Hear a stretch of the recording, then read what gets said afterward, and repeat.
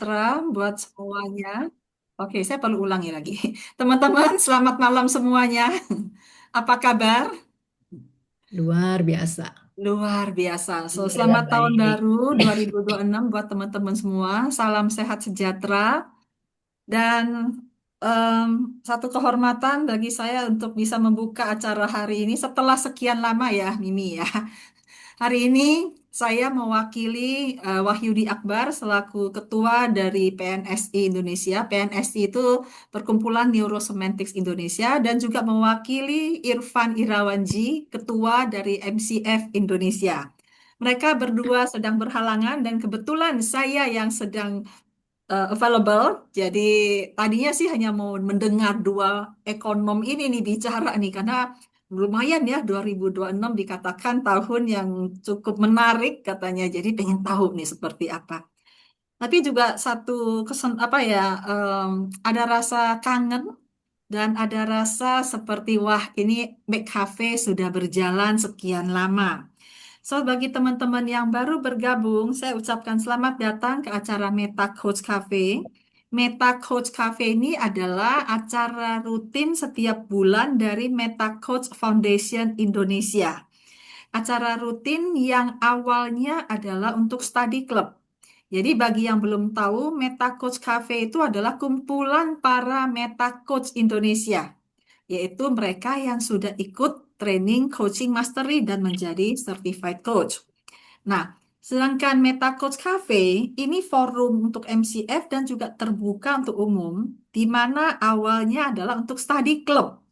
Jadi mereka yang sudah ikut training, study club, bahas ilmu, bahas hal-hal yang apa ya tentang apa yang mereka sudah pelajari dan itu sudah berjalan dari long time ago tahun 2004 dan kemudian em, berkembang dan berkembang dan hari ini menjadi forum untuk pembelajaran kita semua tentunya. Dan Meta Coach ini Indonesia sekarang sudah ada 120-an Meta Coach di Indonesia dan ini bernaung di bawah Meta Coach ya, MCF tentunya. Sementara MCF sendiri bernaung di dalam satu badan besar yang namanya Perkumpulan Neurosemantics Indonesia, di mana bergabung selain Metacoach juga para Neurosemantics Trainer. Nah, Neurosemantics Trainer ini Indonesia sudah ada 22 kalau saya nggak salah ingat ya. Jadi besar harapan saya bersama dengan Neurosemantics Trainer dan Meta Coach Indonesia, kami semua bisa berbagi dan menjadi saluran manfaat buat teman-teman kita di negara tercinta kita di Indonesia. Nah, seperti topik malam ini, memulai 2026 dengan hati bersih. Ini suatu kesempatan yang luar biasa karena hati yang bersih itu ternyata mahal loh nilainya. Dan ini menjadi awal bagi kita semua. Semoga kita memulai dengan hati yang bersih dan kemudian nanti akan semakin bersih setelah kita mendengarkan sesi ini. So, bagi teman-teman yang baru pertama bergabung, selamat datang di acara Meta Coach Cafe. So, terima kasih. Saya kembalikan ke Mimi. Silakan. Oke. Sebelum kembali kepada dua narsum, mungkin Bu Mar boleh dijelaskan sedikit nih, terutama untuk teman-teman yang baru gitu ya. Apa sih neurosemantik dan apa itu meta coach? Apa bedanya meta coach dengan coaching yang lainnya? Mungkin itu bisa sedikit memberikan gambaran nih buat teman-teman yang hadir di malam hari ini. Oke, baik. Terima kasih. Neurosemantics itu NLP. Dia NLP plus plus. Guru kami, pengembang, co-founder dari Neurosemantic adalah Michael Hall, Dr. L. Michael Hall. Beliau sering mengatakan bahwa tidak ada neurosemantics kalau tidak ada NLP. Jadi ini adalah NLP plus di mana NLP itu adalah belajar tentang apa ya personal excellence. Jadi tentang bagaimana menjadi seseorang yang excellence dalam hidupnya. Mhm. Dan kemudian neurosemantics berkembang 20 tahun setelah NLP.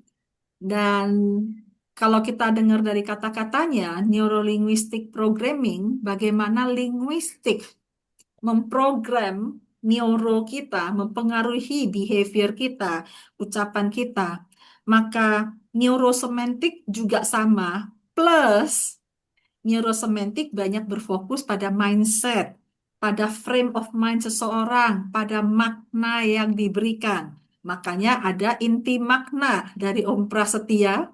Bagaimana kita melihat inti, the core of human is the meaning. Jadi inti dari seseorang adalah makna yang diberikan. So neurosemantik mempelajari tentang frame of mind dan pemaknaan. Dua-duanya neurosemantik dan NLP itu adalah satu pendekatan untuk people development. Jadi baik untuk diri maupun orang lain. Nah, sebagai seorang neurosemantik, tentu kita ingin banyak melakukan sesuatu selain untuk diri sendiri, tapi juga bagaimana bisa bermanfaat buat orang lain. Salah satunya adalah melalui coaching. Nah, untuk coach khusus dari neurosemantics itu disebut sebagai meta coach. Jadi kami juga sama seperti coach-coach yang lainnya, yang bedanya adalah kata sebutan meta, yaitu khusus hanya dari neurosemantik. Karena dari meta, tentunya kami juga berlandaskan pada teknik, tools, dan juga pengetahuan tentang neurosemantics. Dan di MetaCoach kami juga berlandaskan pada psikologi self-actualization. Jadi kalau ada yang tanya, apa dasar ilmunya MetaCoach? Um, Abal-abalan dikiranya ya, atau ini MetaCoach-coachan nih katanya. Di MetaCoach kami punya landasan ilmu psikologinya, yaitu Psychology of Self-Actualization. Nah, dengan berlandaskan itu plus yang kita pelajari di NLP dan Neurosemantics, maka ini membekali kita sebagai seorang neurosemantisis dan juga sebagai seorang meta coach untuk kebermanfaatan bagi diri, keluarga, dan juga orang banyak. So itu ini tentang neurosemantics dan meta coach. Mudah-mudahan Oke. memberikan sedikit gambaran. Iya, terima kasih Bu Mar dan teman-teman Sama-sama. karena eh, Bu Mar ini adalah ibu kita semua, maka punya sebutan spesial yaitu Oma. Jadi kalau jadi sebutan sayangnya adalah Oma, ya. Oma loh. Baik. Baik, kalau begitu terima kasih Bu Mar yang sudah berkenan untuk Sami-sami. membuka dan ya menyapa teman-teman semua di malam hari ini. Oke, dan saya akan lanjut nih kepada sebelum kita mulai, ada beberapa hal yang mungkin teknikal ya, yang saya mau apa sampaikan kepada teman-teman bahwa sesi ini kita pengennya relax gitu ya, santai aja. Kemudian silakan buka open cam, buka kameranya biar kita bisa saling memandang wajah nih, walaupun kita terpisah secara jarak gitu ya. Namun setidaknya eh, kita bisa saling melihat ekspresi gitu ya dari wajah teman-teman. So nanti kalau misalnya ketemu di tengah jalan bisa saling menyapa gitu. Lalu yang kedua kalau kameranya dibuka tapi suaranya tolong di mute dulu ya. Kecuali nanti nih kalau di tengah-tengah misalnya ada pertanyaan silakan mau raise hand nanti saya sebagai moderator akan memberikan waktu kalau memang pas dengan timingnya untuk teman-teman juga boleh open mic gitu ya. Nah, kalau nanti ada pertanyaan, selain raise hand, teman-teman juga bisa menuliskan di kolom chat. Jadi nanti saya juga akan sering lihat di situ apakah ada pertanyaan dan saya bisa lemparkan kepada narsum kita. Nah, waktunya kita kurang lebih pemaparan itu adalah 1 jam plus nanti ada 15 menit question and answer, tapi tergantung kalau tadi saya udah cek sama narsum bahwa boleh di tengah-tengah untuk tanya jawab. Jadi kurang lebih kita sampai nanti selesainya adalah jam 9 malam. So stay tune in di sini gitu ya. Hopefully sampai akhir. Nah, nanti di akhir saya juga akan menginformasikan apa beberapa hal gitu ya yang nanti akan hopefully bisa apa menjadi informasi lah buat teman-teman. Kemudian apalagi ya? Oh, sesi ini direkam. Jadi nanti kalau teman-teman mau nonton lagi bisa caranya adalah dengan masuk ke websitenya Neurosemantics Indonesia. gitu ya. Di situ ada rekaman dari sesi-sesi McCafe maupun Insitalk ya dari tahun-tahun sebelumnya juga ada. Oke. So itu eh, yang kayaknya yang penting untuk diinformasikan kepada teman-teman. So tanpa berpanjang-panjang ya kita gunakan waktunya untuk mendengarkan kedua narasumber. Saya mau memperkenalkan dulu yang pertama adalah eh bentar. Ini adalah Hani Gungoro. Oke, yang biasa dipanggil Hani. Beliau adalah seorang sebentar ya, bisnis, financial mentor disebutnya gitu ya, dan juga seorang Think Map Insight Profiler ya, dan founder dari Pexis ya. Oke, mungkin nanti bisa menjelaskan Ah, sedikit tentang salam. boleh Han, mau Enggak, menjelaskan nanti aja. sedikit mungkin nanti Uti aja. aja dulu. Oke, Uti, Uti. oke, baik. Dan yang kedua adalah sebentar saya spotlight dulu. Nah, Hai, yang kedua ini adalah Ibu Mukti Prasetyani Suyahmun gitu ya. Namun beliau lebih suka dipanggil Mbak Uti gitu. Nah, Mbak Uti ini adalah seorang meta coach, neurosemantisis dan juga seorang ekonomis. Jadi luar biasa ya. Dua-duanya ini adalah ekonomis. Baik, tanpa mungkin Mbak Uti ada yang mau disampaikan sebelum memulai? enggak, Enggak ya. ekonom. Oke. Kalau ekonomis nanti kita ini dong apa? Kita bapak ekonomis tuh apa? Oke, baik. So, silakan dimulai aja untuk Hani dan Mbak Uti. Oke, Oke, silakan Han. oke. Thank you teman-teman semua. Kedengeran ya suara saya. Jadi gara-garanya Mimi tiba-tiba nodong. Han bikin isi McCafe gitu. Nah, ini kan awal Januari. Jadi saya pikir saya langsung entah kenapa gitu ya si Uti mesti gua tarik ini gitu ya. Jujur awalnya kita mau ngomong Korban. soal ekonomi, assumption, what happened. Uti bilang bosen lah ngomong ekonomi, udah jauh. Dan saya setuju sih, sejujurnya saya juga agak kesulitan make certain assumption di ekonomi seperti sekarang gitu ya, kan lagi perang di mana-mana. Lalu saya ajak Uti ngomong sedikit soal, sebenarnya awalnya soal forgiveness ya, Ti ya. Dan akhirnya kita ngobrol lebih jauh, kita ngomong hati bersih. Tapi kenapa topik ini gitu? Saya belajar neurosemantik udah lama, dari 2006 dengan Bu Mariani pertama kali. Dan saya selalu belajar di awal tahun, pasti kita disuruh riset lah, kosongkan cangkir lah, having a new mindset lah, yang seperti itu kan semua gitu. Tapi saya pikir tahun ini something is different. Mungkin karena dunia juga sedikit lebih kompleks. Tapi I just want to share start a simple story. Mungkin teman-teman tahu di bulan Juni saya naik Mount Kailas 5.600 meter. Saya cuma mau cerita satu cerita pendek. Jadi di perjalanan naik gunung 5.600 meter itu ada satu momen seharian saya mesti bawa ransel sendiri gitu. Jadi nggak ada yang bantuin. Gitu. Yang saya mau cerita dari seluruh perjalanan itu adalah ketika saya ngepak ransel, saya menyadari satu hal. Bukan apa yang perlu saya bawa, tapi apa yang saya berani tinggal. Gitu. Jadi yang saya tidak bawa. Gitu. Dan di malam sebelumnya itu saya packing, repacking, obat perlu nggak, nanti kalau ini gimana gitu. Dan itu menimbulkan sebuah kesadaran, oke, I think that life yang saya tidak lihat sebelumnya. Kita selalu ngomong, gue butuh sertifikat apa, gue butuh ujian apa, gue perlu ngapain, habis ujian ini gitu. Everything about apa yang perlu gitu. Tapi I guess sometime in life, kita perlu punya keberanian, apa yang lu nggak perlu gitu. Dan for that reason, terus terang dari setelah Kailas, I think perspektif saya sedikit berubah. Dan Desember kemarin saya ke India, meditasi mandiri gitu. Dan itu saya kedinginan banget. Dan kita meditasinya di alam terbuka. So, gara-gara itu saya juga akhirnya menemukan sebuah makna. Teman-teman semua bilang, lu ngapain sih susah payah ke India gitu kan? Udah, gitu, pakai meditasi di luar lagi, gitu. But I guess I get something gitu. Saya ingin memulai 25/6 dengan bertanya gitu. On top of semua assumption, kalau kita businessman, kita bikin business plan. Kalau kita neurosemantic trainer, kita merancang kelas kita mau apa aja. Kita seorang pembicara, kita udah mulai menyusun strategi topik kita. Kita seorang asuransi, kita mungkin udah dikasih target gitu. Tapi saya bertanya kepada saya gitu. What has to happen untuk kita bisa membuat itu semua, membuat planningnya, dan menjalaninya. Pasti semua orang, you need to have a mindset, bla bla bla. Enggak, saya memutuskan satu. Can I start? Apa yang saya butuhkan? Can I start dengan clean heart gitu, dengan mengosongkan semua yang ada, memulai sesuatu yang baru.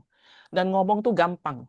Jadi ketika saya ngomong ke Uti, cepet nyambungnya gitu ya Ti ya, dan kita bersepakat. Oh ya, gue juga begitu. Langsung Uti cerita, ya, gue ngalamin gitu. Dan kita akan memulai dengan, saya akan minta Uti sharing 3 hal cara Uti memulai 2026 dengan hati bersih. Sorry, gue todong lu dulu ya, Ti. Curang nih perjanjiannya nggak begitu loh sebenarnya, Han. Oke, selamat malam teman-teman semua. Oke, seperti tadi kata Hani, emang saya ditodong sama Hani dan awalnya kita ngomongin ekonomi, tapi saya bilang, sama seperti Hani bilang, unpredictable. Jadi sekarang semua asumsi atau prediksi yang akan dilakukan oleh para ekonom itu kemungkinan besar tepatnya itu akan sangat kecil. Jadi daripada kita memprediksi, lebih baik kita menjalani saja, menurut saya dengan segala persiapan. Jadi kalau dibilang memasuki tahun 2026 ini buat saya juga adalah suatu yang ada big change, ada perubahan yang besar dalam hidup saya. Yang pertama adalah di akhir 2025 saya project tempat kami bekerja itu tutup dan belum ada kelanjutannya. Nah, biasanya saya kalau project sebelum tutup itu saya udah cari-cari kerjaan yang lain, tapi somehow kali ini saya santai, "Ah, udahlah kita tunggu project berikutnya." Ini ada beberapa teman saya juga dari proyek yang sama. Saya bilang, dah saya tunggu aja deh kalau misalnya proyek berikutnya sedang di tender dan kalau kita dipanggil lagi untuk bekerja, oke. Kalau tidak, ya saya mencari yang lain. Jadi dengan beberapa kejadian yang terjadi di kehidupan saya, akhirnya saya kemarin hasil diskusi dengan Hani, ada 3 hal yang bisa saya share gimana saya bisa memulai 2026 dengan hati yang bersih. Hati yang bersih itu apa sih? Salah satunya adalah ya tadi forgiveness. Jadi kita memaafkan. Karena memaafkan itu seakan-akan kita seperti tadi Hani bilang, metaforanya adalah kita mengeluarkan apa-apa yang tidak kita perlukan. Seperti itu. Dan sebelum kita forgive, sebenarnya yang pertama saya lakukan adalah accept. Kita menerima. Kita accept aja apa yang terjadi kepada kita dan kita pilah-pilah mana yang dalam kuasa saya dan mana yang di luar kuasa saya. Dan ini kalau teman-teman yang belum tahu neurosemantik, ini biasanya diajarkan pertama di kelas-kelas kita adalah kita bertanggung jawab apa perbuatan kita, tapi ada beberapa yang memang di luar kontrol kita. Dan kita nggak perlu mikir gitu, ya accept aja kita terima apa yang ada di dalam kuasa kita. Dan ini saya menyadari bahwa kayak seperti dalam hubungan dengan pekerjaan, apakah saya dipanggil atau tidak itu di luar kendali saya. Karena yang menentukan adalah nanti siapa yang menang tender dan mereka mau menunjuk siapa sebagai timnya. Yang ada di dalam kendali saya adalah saya menyiapkan diri. Dan pada saat itu kebetulan sekali akhir 2025 bulan November kami umroh.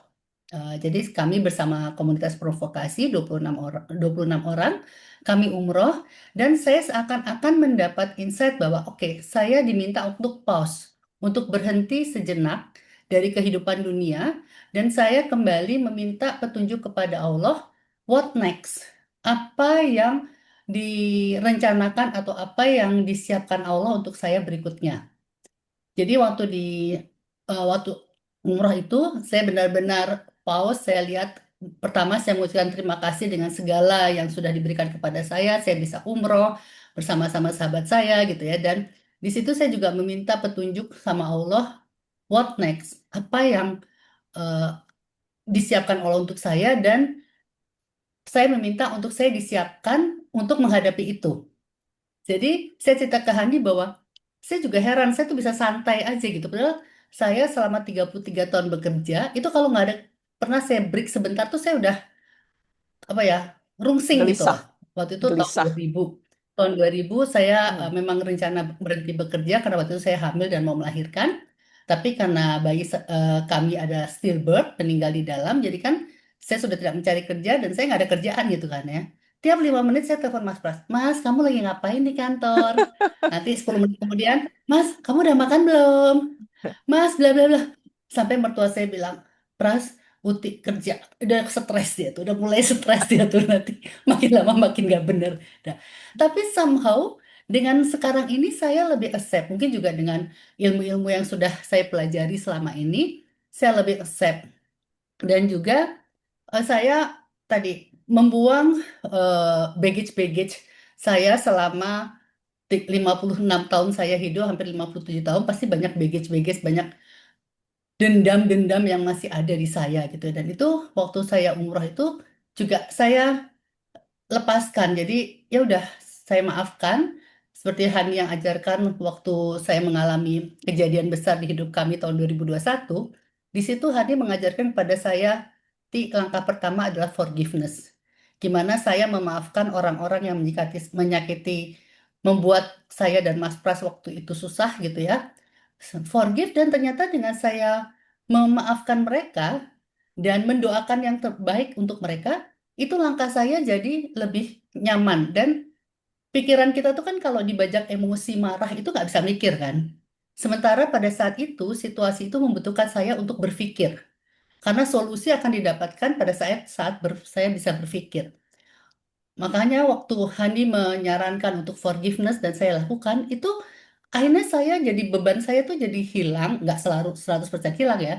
Tapi jadi saya punya ruang untuk berpikir. Dan Hani waktu itu bilang bahwa dengan memaafkan, saya memberi ruang untuk kebaikan itu datang kepada saya. Dan itu benar terjadi. Jadi benar-benar waktu itu forgiveness itu membantu saya. Jadi hari pertama kalau nggak salah Hani langsung kontak saya dan menyarankan itu. Waktu itu saya masih rungsing, saya barusan baca WA kita Han, dari saya jadi flashback lagi gimana kondisi saya waktu itu dan support dari teman-teman itu sangat membantu. Tapi forgiveness itu memang benar membuat hati kita menjadi lebih lapang, lebih lepas, beban kita juga lebih lepas dan kita jadi bisa berpikir. Dan di situ saya juga bisa berpikir apa yang perlu saya lakukan untuk mengubah keadaan saat itu. Jadi saya bisa cepat mengambil keputusan yang alhamdulillah ternyata keputusan yang saya ambil itu benar dan akhirnya bisa membebaskan Mas Pras dari segala tuduhan-tuduhan tersebut dan sampai 2022 lewat Mahkamah Agung sudah dinyatakan bahwa Mas Pras sama sekali tidak bersalah. Dan itu juga usaha itu bisa dibilang tanpa uang uang yang ini ya. Jadi kita memang mengeluarkan uang tapi itu untuk pengacara kita untuk urusan hukumnya, tapi kita nggak pakai uang kiri kanan gitu. Jadi benar pure itu adalah eh, masalah hukumnya gitu ya. Jadi pekerjaan dari pengacara itu dan timnya untuk menyebabkan Mas Pras bisa bebas bahkan sampai ke Mahkamah Agung. Dan yang poin ketiganya adalah saya juga seperti tadi setelah meminta pada saat umroh saya pause dan meminta. Begitu sampai balik ke Jakarta, saya mulai melakukan apa yang bisa saya lakukan di 2026 ini. Ada beberapa pilihan. Apakah saya akan kembali menjadi ekonom? Maksudnya, kalaupun tidak kerja dengan pekerjaan itu, apakah saya akan balik lagi ke research? Atau yang kedua, apakah saya akan mulai fokus lagi ke meta coach saya? Karena itu adalah salah satu option yang tahun 2018 saya ambil, karena waktu itu juga saya ada dalam persimpangan gitu ya. Udah bosen jadi ekonom, coba meta coach. Tapi kok dilalah waktu itu tahun 2019 saya ditawari pekerjaan yang lain sebagai Chief Economist Dana Reksa. Akhirnya meta coach-nya belum saya fokuskan lagi. Atau yang ketiga adalah yang somehow saya itu tertarik dengan urusan dapur. Kalau tadi Hani adalah founder dari Pexis, maka saya adalah founder dari Rotella Kitchen Corner. Wah. Aku gitu ya. Oh, jadi dari coffee corner ke kitchen corner gitu ya. Ada coffee corner, ada kitchen corner, ada office corner, ada Oh. bed and breakfast kan ya Mas ya. Segala macam ada di sini di hotel gitu. Jadi itu adalah salah satu option yang menurut saya bisa selain untuk hobi itu juga bisa menghasilkan uang gitu. Jadi eh, di Januari ini saya mulai melihat beberapa option ini dan saya melihat apa yang saya punya, apa yang perlu saya upgrade dan seperti kata Hani, apa yang perlu saya tinggalkan. Jadi misalnya kebiasaan-kebiasaan saya yang tidak terlalu produktif, walaupun ternyata nggak kerja tuh enak ya Han ya. Ternyata bener loh. Habis sarapan bisa tidur lagi tuh, enak banget loh ternyata Han. Setelah 33 tahun habis sarapan aku berangkat kerja, ini habis Iya, ya. sarapan bisa tidur lagi. Tidur lagi. Rasanya Luar tidur lagi biasa. mantap kan. Tapi kan kita nggak mungkin begitu terus kan ya. Perlu ada sesuatu untuk produktif karena prinsipnya memang saya tuh orang yang nggak bisa diem gitu. Jadinya saya mulai memikirkan apa yang bisa saya lakukan di 2026 dan seterusnya. Jadi kalau bisa tadi Hani bilang ada 3 poin apa dalam menghadapi 2026 ini. Salah satunya yang pertama adalah acceptance. Saya accept dengan segala yang terjadi di saya dan juga sekeliling saya. Yang kedua, forgive karena itu membuat kita tidak terbajak emosi dan bisa berpikir. Dan yang ketiga adalah mempersiapkan apa Hmm, yang saya punya, apa yang bisa saya lakukan. So far hmm. begitu dulu kalian. Uti, touch sedikit soal forgiveness. Mungkin teman-teman tahu cerita Prasya. Eh, itu udah 5 tahun yang lalu ya. Aku 2021. 2021. Jadi pertama itu eh, sebenarnya prosesnya itu udah dari tahun 2020. Oh, Jadi proses hmm. apa Dipanggil. di dipanggil. Waktu itu saya masih belum ini. Jadi saya mulai marah besar itu pada saat Mas Pras eh, dijadikan tersangka. Ya, Di situ saya ngamuk, ya. benar-benar ngamuk. Jadi Udah tahu kan dan kalau Uti kebetulan saya ngamuk kenal gimana? itu awalnya saya masih percaya nggak lah. Saya tahu Mas Pras kayak apa, nggak mungkin lah gitu ya. Dia kan orang baik, nggak mungkin dan segala tuduhan itu nggak mungkin. Ternyata nggak juga gitu ya. Ternyata benar dia jadi tersangka. Begitu saya dikasih tahu sama Mas Pras pakai WA kalau dia jadi tersangka, itu tuh rasanya marah banget saya. Akhirnya Kalau lu saya marah WA, seperti apa sih, Ti? eh coba Mas Pras yang jadi korban yang suka melihat saya marah korbannya.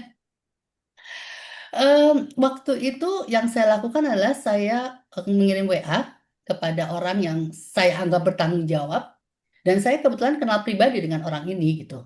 Dan dengan entengnya dibilang, oh saya tidak punya wewenang untuk ini dan silahkan ikuti proses hukumnya.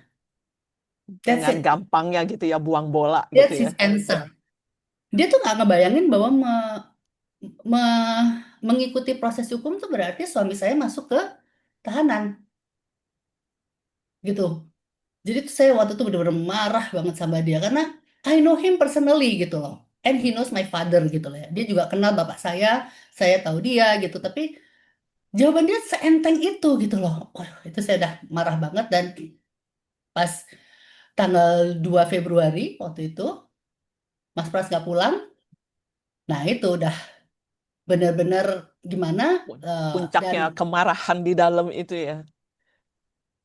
eh marah antara marah sedih karena itu kan habis COVID banget ya. Nah, Hmm, selama COVID betul. itu kan kita setahun itu bisa dibilang 24 jam bareng gitu kan. Ini kalau waktu sebelum COVID kan saya ke kantor, dia ke ngajar Hmm. gitu kan ya. Tapi selama COVID itu kan 24 hours itu kita bareng-bareng gitu. Tiba-tiba kayak di-cut gitu.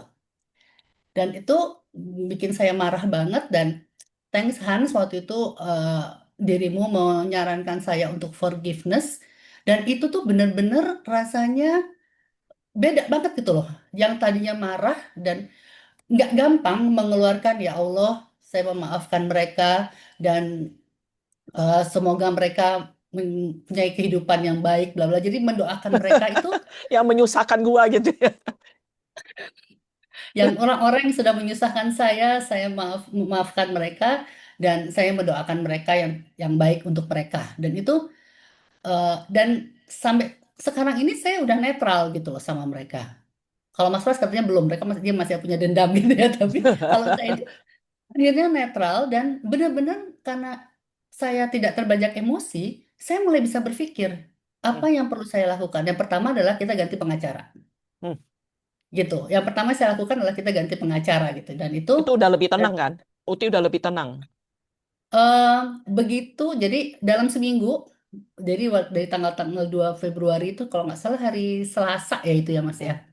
Karena hari Senin kan mulai training hari Selasa kayaknya itu kita ke Kejaksaan Negeri itu.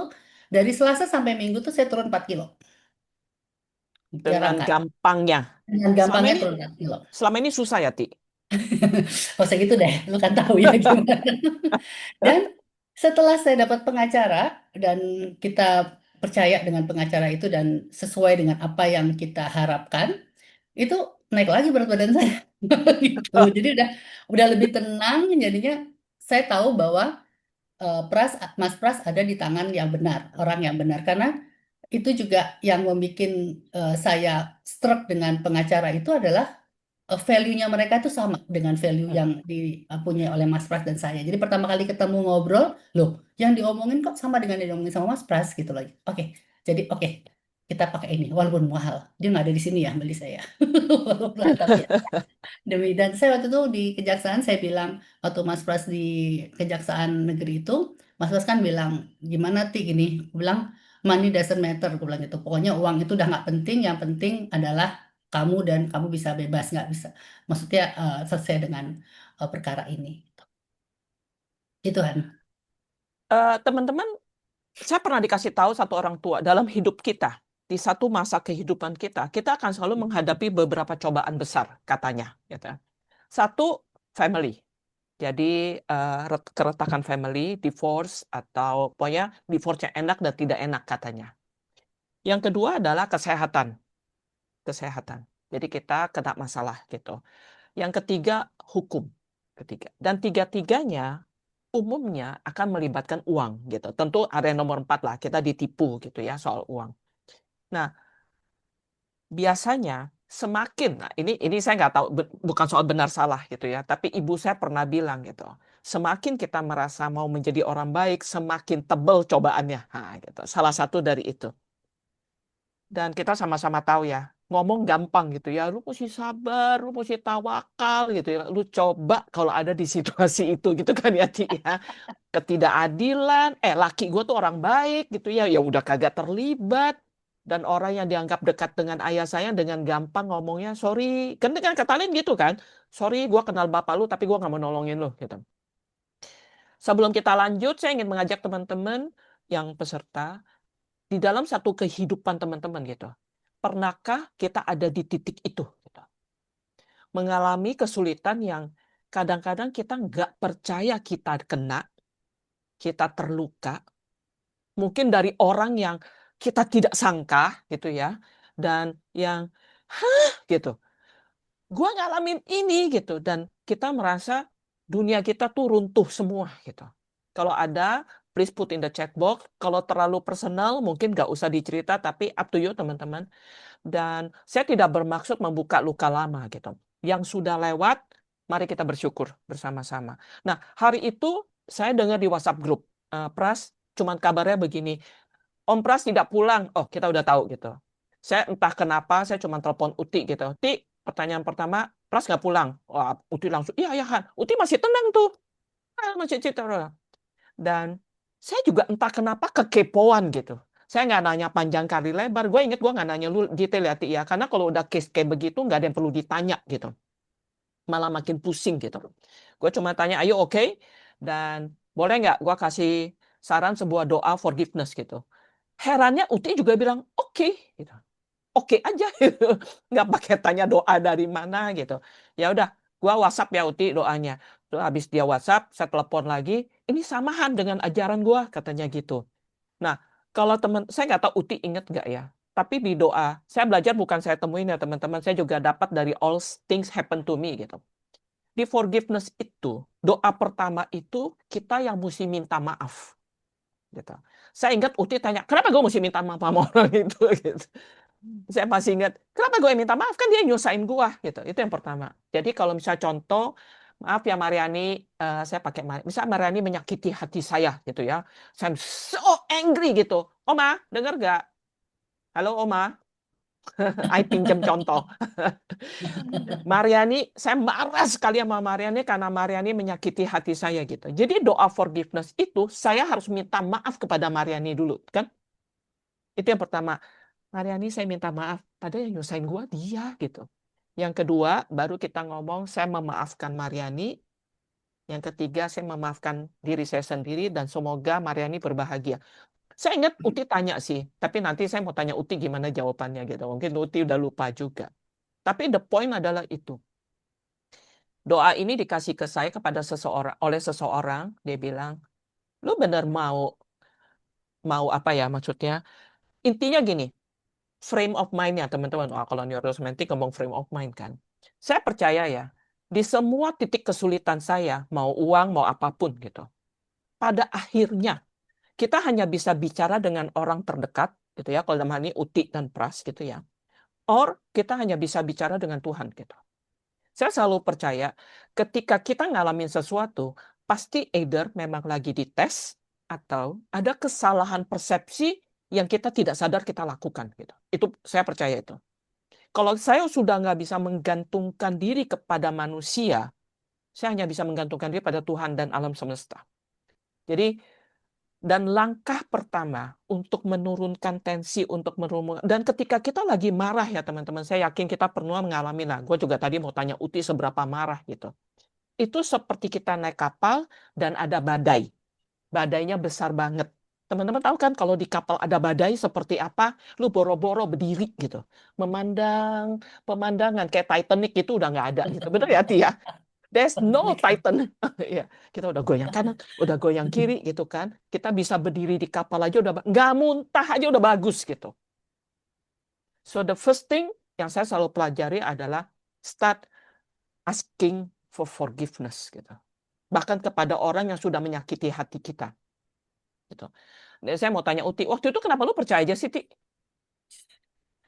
Kayaknya waktu itu gue akan nerima semua input Nasehat atau gitu ya. semua usulan nasihat orang gitu loh. Kayak I'm so desperate gitu ya. Bayangin kan kita cuma berdua ya di rumah ya waktu itu ya. Saya sama Mas Pras cuma berdua. Jadi begitu Mas Pras nggak ada kan, bener-bener saya sendiri di rumah gitu. Dan ada satu saat waktu itu bahkan si Nisa pembantu kita, "Bu, mohon maaf saya udah janjian sama teman-teman saya mau ke Bromo. Jadi Ibu saya tinggal sendiri." Jadi kayak bener-bener sendiri ditemani oleh eh, Rumi waktu itu kucing kita.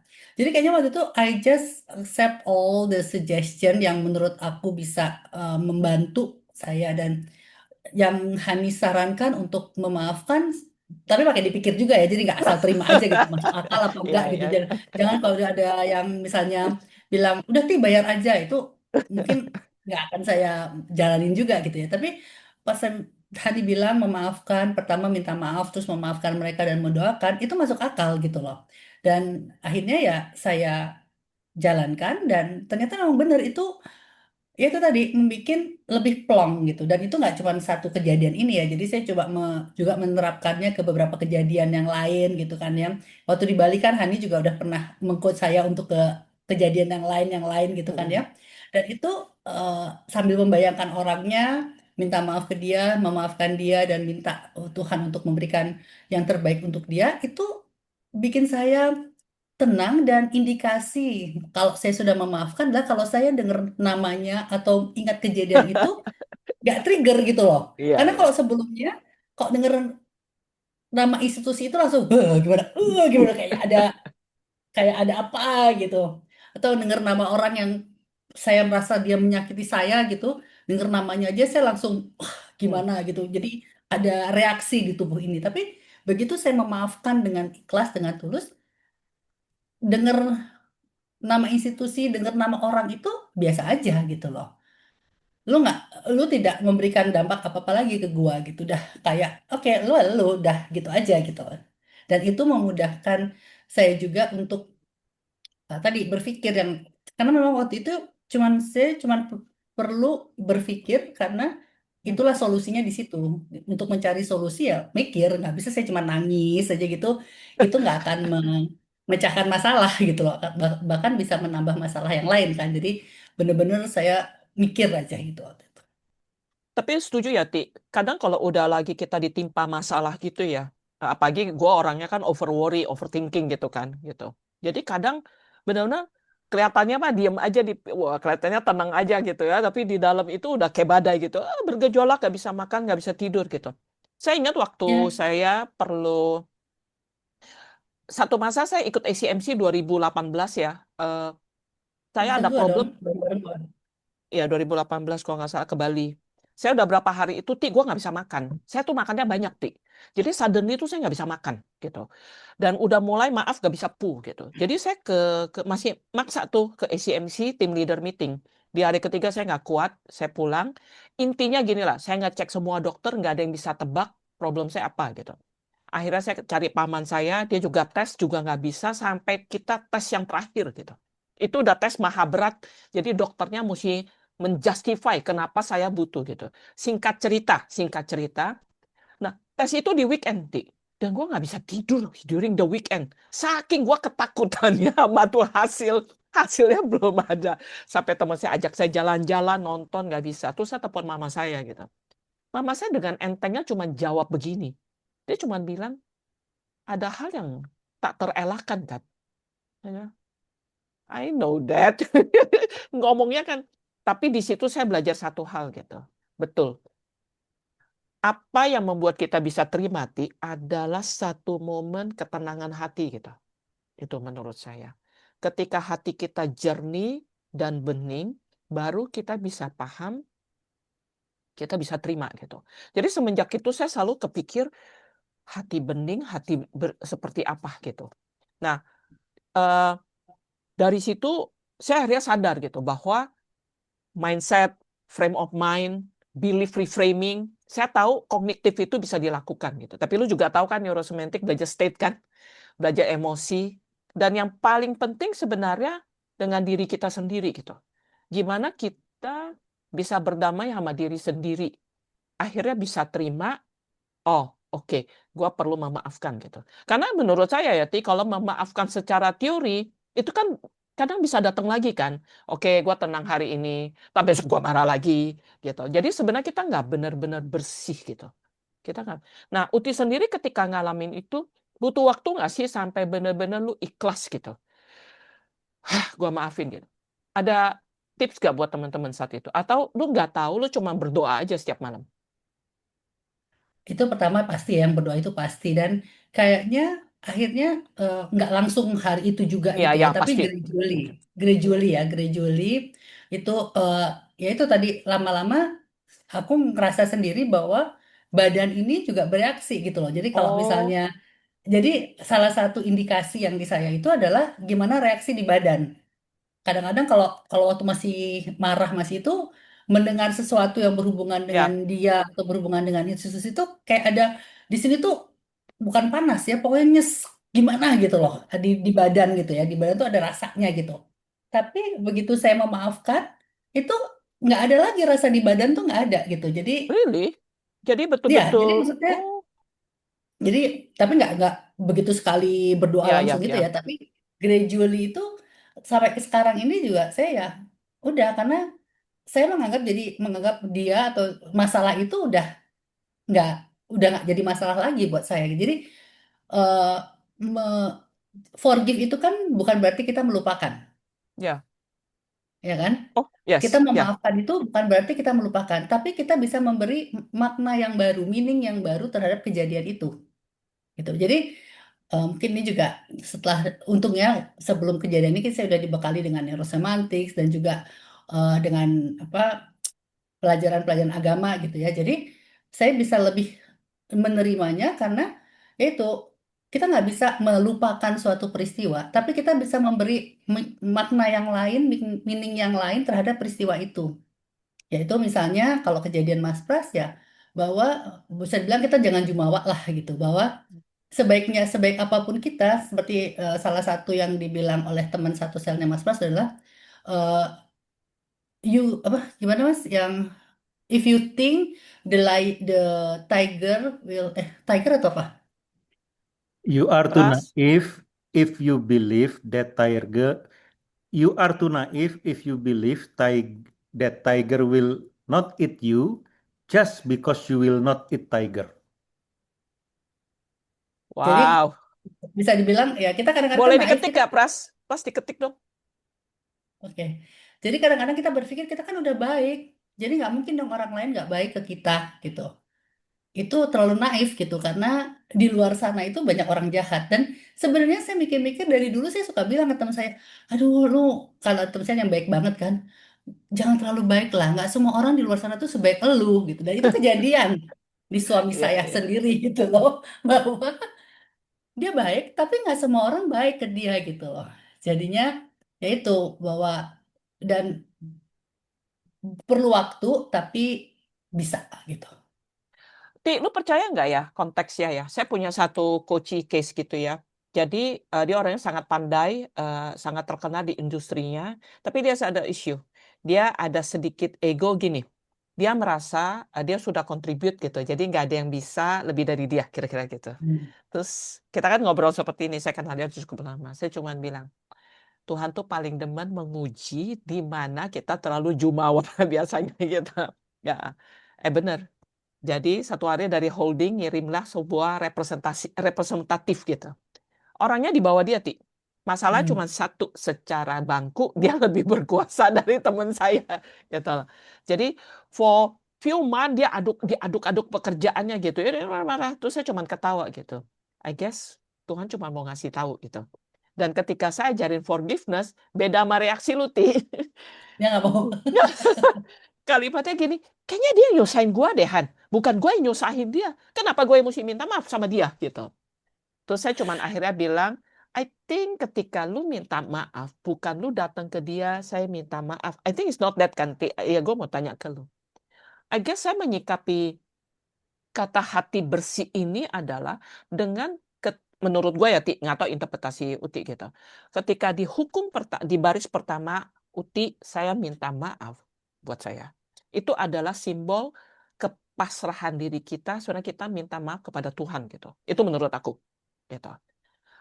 Maybe ada hal yang terjadi di saya sebelumnya dan Tuhan mau kita melewati itu gitu. Jadi saya bilang, it's not about cognitively about relationship, lu minta maaf gitu. It's just sebuah kesadaran gitu bahwa ada hal yang di luar kuasa kita, ada hal yang lebih besar dari kita gitu.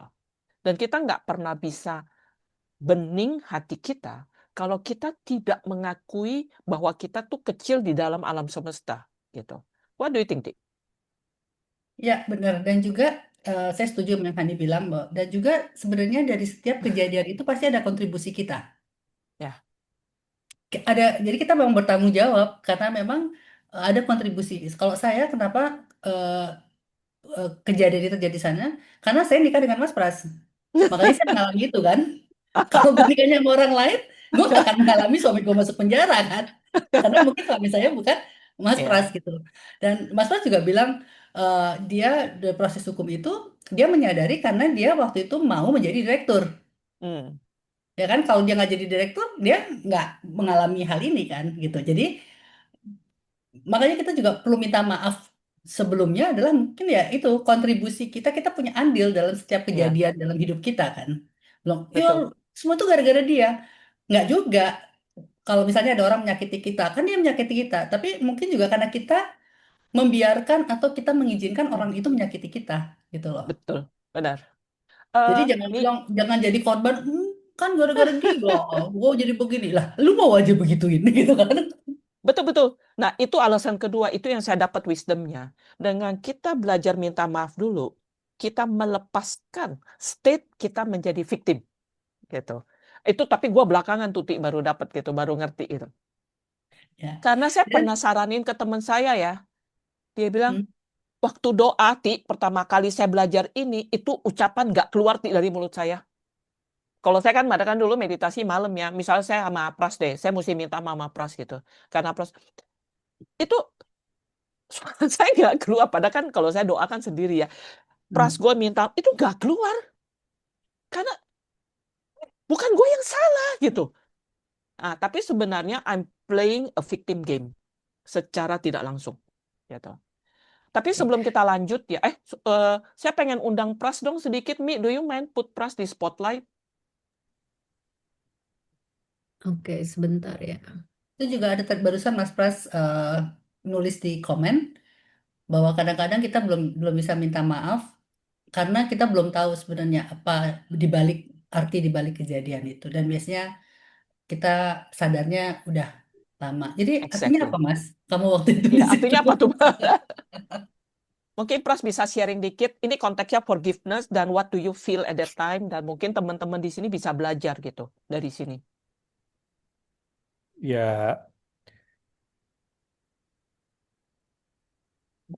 setelah seminggu marah besar juga di dalam itu, meskipun selnya itu termasuk yang lumayan enak lah, tapi seenak-enaknya sel itu ya begitu. Nah, tetapi setelah dipicu oleh tadi yang dikatakan Uti, teman sesel saya mengatakan, you are too naive if you believe the tiger will not eat you just because you will not eat tiger. Saya kemudian ter, seperti punya punya kesadaran untuk meremove aturan dalam diri saya Oh, tentang relasi dan kebaikan. Tuntutan saya bahwa yang namanya saya merasa tidak seperti yang dituduhkan, ya nggak boleh dong saya masuk di sini. Akhirnya lose your mind, come to your senses, kalau ngikuti Fritz Perl itu. Dan saya mulai melihat situasinya, apa adanya. Oh, saya di sini, oke, saya terima realitas saya di sini. Saya akhirnya setelah saya menerima realitas saya, kemudian baru menyusun so what? Apa sekarang misi saya di sini? Yang pertama adalah bagaimana saya survive di tempat ini karena saya nggak tahu tempat ini seperti apa. Untuk saya survive, maka saya akhirnya menggunakan state tertentu. Pertama, state pramuka. Jadi saya akses ingatan saya ketika saya jadi ketua pramuka di SMA, mimpin teman-teman untuk pengembaraan, untuk halang rintang, untuk survival, itu saya gunakan di situ. Kemudian yang kedua, kalau tadi adalah untuk bagaimana survive, state pramuka, juga state yang pertengahan antara orang baik, tapi juga tidak boleh terlalu baik. Karena kalau baik dimakan sama orang, belagu itu juga akan digambarin sama orang. Jadi betul-betul kalau di pilar NS itu flexibility itu saya gunakan. hmm. Yang kedua adalah bagaimana misi saya di sini dengan keterbatasan nggak bisa bertemu dengan lawyer dan keluarga, saya menulis semua pemikiran saya, ingatan saya yang nanti akan digunakan sebagai bukti persidangan dan argumen di dalam persidangan. Wih.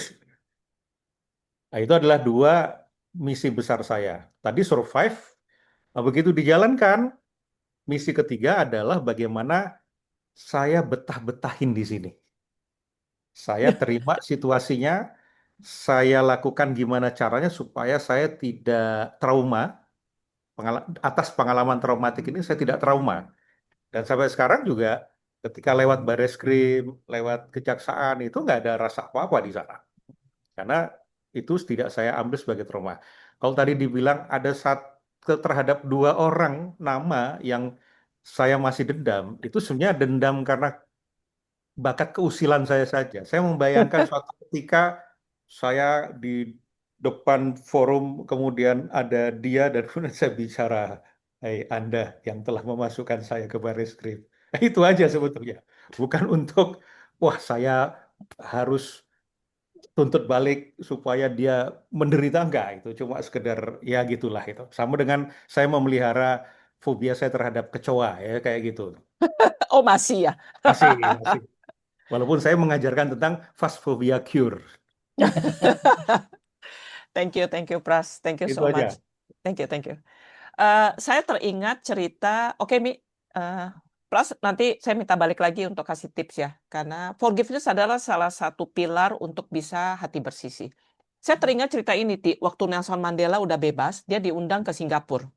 Saat itu Kompas masih ada, dan Uti ingat gak ya, selalu di halaman kedua Kompas tuh ada satu rubrik dia yang paling keren gitu, nggak semua orang bisa masuk gitu.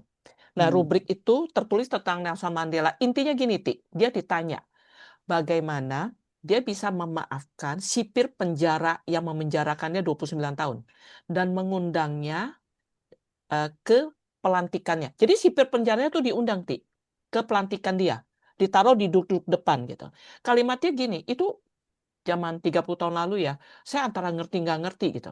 Dia cuma bilang gini, orang yang memenjarakan gua itu adalah orang yang terpenjara. Kalimatnya gitu, Ti. Hmm. Kalau gua membalas dendam, ya apapun, begitu jadi presiden gua balas dendam lagi, itu sama aja gua masih terpenjara. Walaupun sekarang gua udah bebas gitu. Itu kalimat dia. Jadi penjara hati. Itu kalimat yang, ya itu, saya nggak ngerti, saya ngerti tapi sebenarnya saya nggak ngerti gitu. So I guess that, jadi untuk sharing ke teman-teman, ada nggak teman-teman kalau mau bercerita sesuatu, just put atau japri ke Mimi atau put di text box anything that yang kejadian besar dalam hidup kita yang buat kita berat banget gitu ya. Tapi kita bisa melewatinya bukan dengan keterpaksaan, kita bisa melewatinya setelah kita memaafkan. Minta maaf, memaafkan kita dan memaafkan orang tersebut dan memaafkan kita, dan kita punya perspektif baru. Kalau misal punya, saya tunggu gitu. Tadi kan kita ngomong soal forgiveness ya. Tapi nomor pertama kan lu accept dulu toh. Itu ada alasannya nggak kenapa accept dulu baru forgiveness, Ti? Atau itu nggak ada urutan. Just a Eh, checklist point.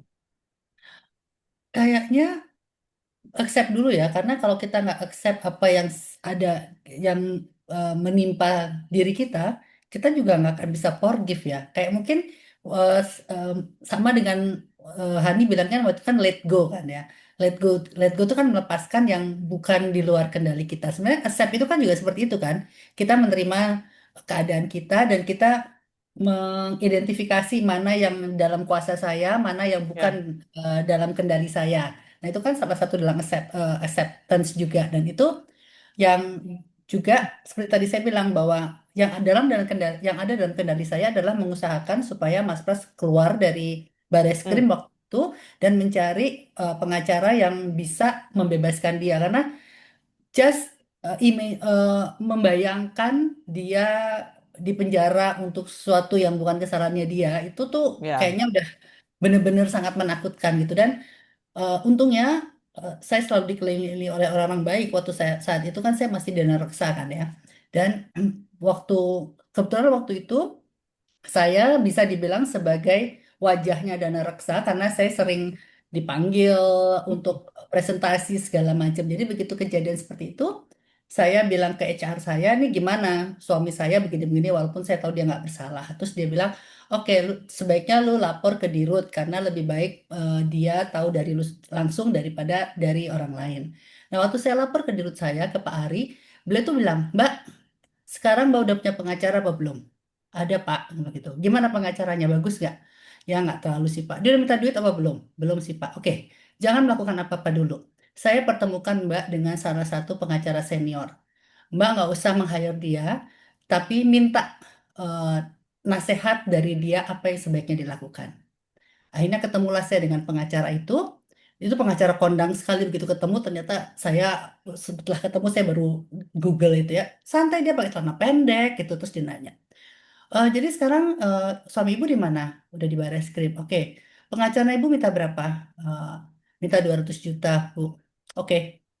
Suami ibu nggak akan di ini dilayani, nggak akan diurusin sama dia. Hah? Nggak akan diurusin, Bu? Nggak. Pengacara yang bagus, paling nggak itu minta 500 juta.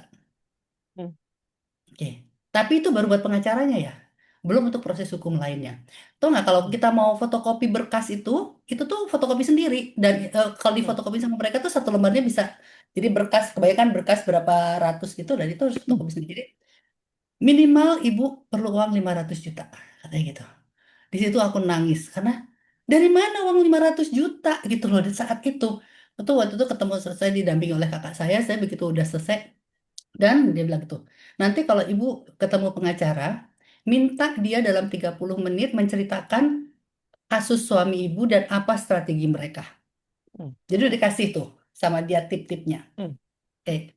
Nah kebetulan saya emang udah mengincar eh, si Melisa ini karena hmm, melihat dia tuh bagus. Jadi akhirnya hari Minggunya saya dengan kakak saya ketemu Melisa itu. Udah dia ngobrol dia cerita dong, oke. Dia menceritakan gimana kasusnya Mas Pras gini-gini. Terus saya tanya, terus gimana? Oke, strategi kami begini, kita akan fokus ke masalah hukum. Jadi kita akan membuat pembelaan berdasarkan fakta-fakta hukum di pengadilan. Kalau Mbak Uti punya jalur-jalur lain silahkan pakai. Maksudnya jalur lain itu ada kiri kanan lah, bayar ini, bayar itu gitu. Silahkan. Tapi kami akan fokus di sini. Gitu. Oke, checklist satu kan, udah kan, karena pengacara ini bisa menceritakan dalam 30 menit dan tahu strateginya. Terus saya tanya dong, terus jadi berapa? Oke, kalau kasus seperti ini biayanya 1 M. Oke, langsung tahan napas. Oke, tapi kalau buat Mbak Uti ya setengahnya aja. Oke, persis sama seperti yang dibilang oleh pengacara senior itu kan. Dah, oke, carilah Asti. Kalau di sini ada Asti ya. Asti yang jadi saksi gimana saya bilang, Ti, lihat deh, tabungan aku cuma segini. Gimana kita bebasin papi? Kan Asti bilangnya papi kan. Itu saya nunjuk layar ini dengan gemeteran gitu, tangan saya itu derdek gitu. Cuman segini uang ini gitu. Terus somehow itu yang namanya keajaiban Allah itu ya, nggak bisa nggak masuk deh ke perkiraan kita. Ada loh uang segitu. Ya, saya Dan percaya kok. believe it or not, setelah kejadian itu tabungan kita lebih banyak daripada sebelum kejadian. Gitu. Jadi Saya nggak mau bilang itu gara-gara forgiveness ya, tapi ada nggak juga unsur Uti juga pasrah gitu ya, dealing case ini tidak dengan anger aja gitu. Jadi apapun yang Uti lakukan gitu, itu membangun kekuatan apa ya? Jadi badainya itu bisa diatasi gitu. Jadi lu lebih tenang walaupun kadang panik gitu. Ada nggak sih Ti perasaan kayak gitu? Kayaknya adalah jalan gitu. ya karena kalau di Islam itu kan ada bahwa Allah tidak akan mencoba umatnya di luar batas ininya. Dan tadi kan Mas Pras juga bilang kita kan sering surat-suratan gitu kan, jadi kita saling menguatkan gitu satu sama lain gitu. Dan somehow kita tuh setiap kali kita baca Quran, jadi ada satu apa namanya Mas yang kalau kita buka itu, jadi kita buka Quran gitu ya, jadi secara randomly kita buka Quran terus kita tunjuk satu ayat dan biasanya ayat itu relate. Nah, kalau di aku setiap ayat itu adalah relate-nya itu adalah dengan rezeki. Hmm. Jadi kayak Wow. kebun anggur yang banyak, hujan yang banyak, gitu. Pokoknya semua itu tentang rezeki. Sementara Mas Pras, setiap dia membuka itu adalah tentang mesin perang, ya, apa kendaraan perang ya Mas ya, kuda buat berperang gitu. Jadi kayaknya Allah menunjukkan, oke, Mas Pras berperang, maksudnya dengan segala itu hukumnya, dan aku akan diberikan rezeki oleh Allah gitu loh untuk membiayai perang itu. Dan itulah yang terjadi gitu loh. Yang dan mungkin itu juga karena yang kata Dahani bilang ya, hati bersih itu. Jadi setelah itu gue nggak mikirin orang lain, gue fokusnya juga supaya gimana supaya Mas Pras bebas. Jadi gue nggak mikirin lagi tuh orang tuh mau apa kek, jaksa mau apa kek, orang-orang saksi-saksi apa, lu udah nggak peduli lagi gitu loh. Ini cuma gimana caranya Mas Pras bisa bebas gitu aja. Jadi fokusnya Itu tuh di betul. situ aja. Benar, Ti. Saya pernah dikasih tahu ya. Once kita menemukan satu titik jedah gitu ya, pause gitu, kita bisa tenang. Apapun bentuknya, setiap orang punya bentuk yang berbeda, bikin estetik. Benar, katanya kita hanya akan di dalam sudut pandang kita, kita hanya fokus apa yang kita bisa kerjakan gitu. Kita tidak mengkhawatirkan hal luar gitu. Nanti si ini gimana? Nanti si itu gimana gitu. Betul. Katanya konon kekuatan hati bersih itu di situ. Kayak gitu ya. Jadi Jadi lu nggak khawatir gitu ya. Lu cuman perlu fokus gitu dengan apa yang lu bisa kerjain kan sebenarnya. ya, ya betul. Karena yang kalau gue bisa kerjain nggak apa juga gue fokus ke sana kan. Buang-buang energi juga kan. Jadi gue fokus aja dengan tujuan gue, tujuan kok jadi gue lo ya. Tujuan saya adalah untuk membebaskan Pras gitu. Itu aja Dan tujuan ini. teman-teman mesti tahu ya kenapa case ini buat saya menarik gitu. Karena utinya orang dominan. Untuk Masa orang sih? dominan, Cila, masa iya. sih? Mesti gua tanya Nggak Pras. kan ya Mas ya, aku nggak dominan kan? Ya nggak? Ya nggak? Dominan nggak? Iya nggak kok dia nggak dominan kok. Tapi di bawah ancaman istri ngomongnya. Jadi untuk seseorang yang kolerik seperti Uti, nggak kebayang dia ngalamin hal seperti itu. Dan ini membuat case ini menjadi lebih menarik karena dia perlu handle dirinya sendiri dulu gitu. Itu yang gue lihat sih. Ini udah lama balik ya gue ini si Uti hebat juga ya.